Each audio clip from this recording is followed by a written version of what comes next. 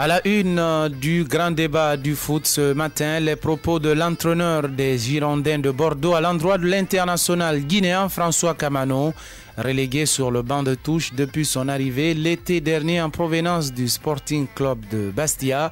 L'ancien attaquant du FC Séquence aligne les rencontres sur le banc des remplaçants. Une situation qui agace le Guinéen qui n'a disputé que très peu de temps puisqu'il ne rentre pas dans les plans de Jocelyn Gouvernec qui a d'ailleurs réagi sur la situation du Guinéen.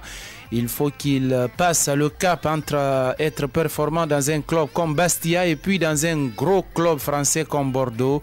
L'effectif est plus conséquent, il y a un meilleur niveau et il faut qu'il hausse son niveau. Jusqu'à présent, il travaille bien, il est très investi, il ne se plaint pas, il bosse. Donc voilà, il est positionné, il y a des petites choses qu'il faut qu'il améliore. Et ça, j'en parle avec lui. C'est un garçon d'avenir. Même s'il ne joue pas beaucoup aujourd'hui, il est en progrès. Il faudra simplement qu'il soit efficace le moment où il jouera plus. Voilà qui est bien dit. L'attaquant originaire de Kindia doit désormais lier la régularité à la constance pour prétendre à une place de titulaire. C'est aussi ce qui fait partie du haut niveau. Et pour conclure, nos confrères de Grand Débat du Foot soulignent que Kamano a joué les 15 dernières minutes de jeu, soit son plus grand temps de jeu qu'il a été depuis qu'il a été recruté par les Girondins de Bordeaux et c'était face à Rennes. Exclusivité, Luceni Mara en passe de signer au Gangan FC de Kindia, peut-on lire sur Guinée Foot Info. Le site guinéen croit savoir les désirs de Luceni Mara au chômage après son départ de la SAC de Sigiri. Le technicien semble avoir trouvé un point de chute après quelques sollicitations de part et d'autre. Le Gangan FC de Kindia est le club évoqué par nos confrères qui soulignent qu'aucune autre info n'a filtré, mais insiste que les négociations sont en cours pour finaliser le dossier avant la présentation officielle. Reconstruire le club et assurer son maintien sont les missions de Luceni Mara à la tête du club de la ville des Agrumes, souligne donc nos confrères.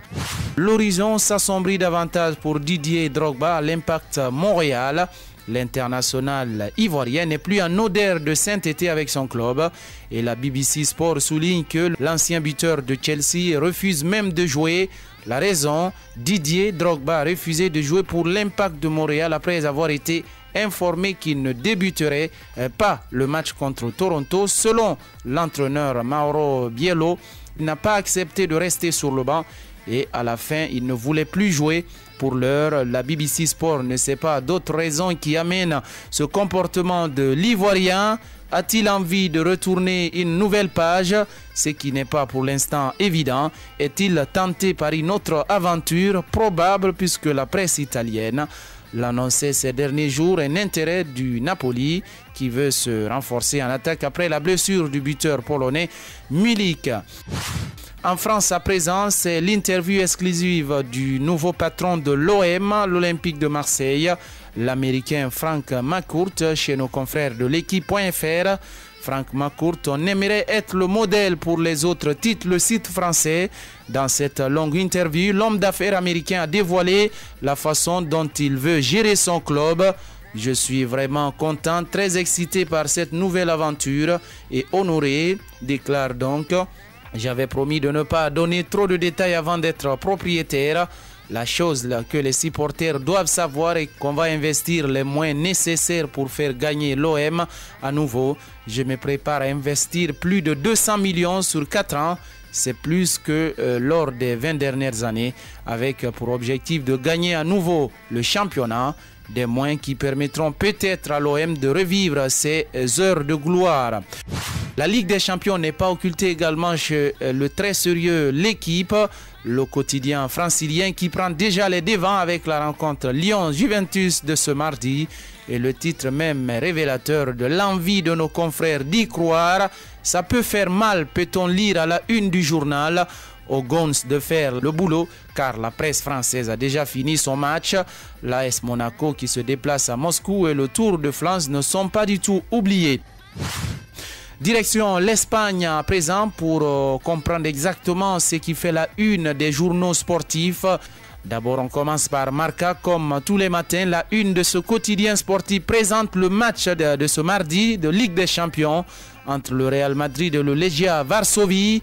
À la une du journal Marca, ce matin, la photo des joueurs du Real de Madrid prêts à en découdre justement, à qui la Legion a qui la leçon après son 6-1 face à la formation du Betis de Séville. Pendant ce temps, AS fait écho du dernier défi de Cristiano Ronaldo, arrivé aux 100 buts dans les compétitions européennes. Il ne lui reste que 2 buts pour arriver et cela pourrait avoir lieu face au Legia ce mardi en Ligue des Champions. Objectivo 100 buts pour Cristiano Ronaldo. Catalogne à présent, c'est Mundo Deportivo. Les dangers du City, c'est le gros titre choisi par le quotidien sportif catalan Mundo Deportivo qui donne priorité au grand match du mercredi entre le FC Barcelone et Manchester City de Pep Guardiola. Pendant ce temps, la une du quotidien catalan Sport présente une donnée intéressante. Messi, Suarez et Neymar ont marqué 80% des buts du FC Barcelone en Europe.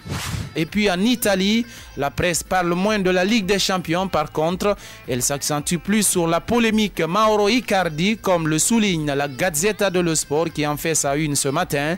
L'info est traitée en haut de la page également chez le très sérieux Corriere dello Sport. Et c'est polémique de Mauro Icardi avec la presse italienne qui mettent fin à cette revue de presse. Rendez-vous demain sur la panafricaine du sport et de la culture.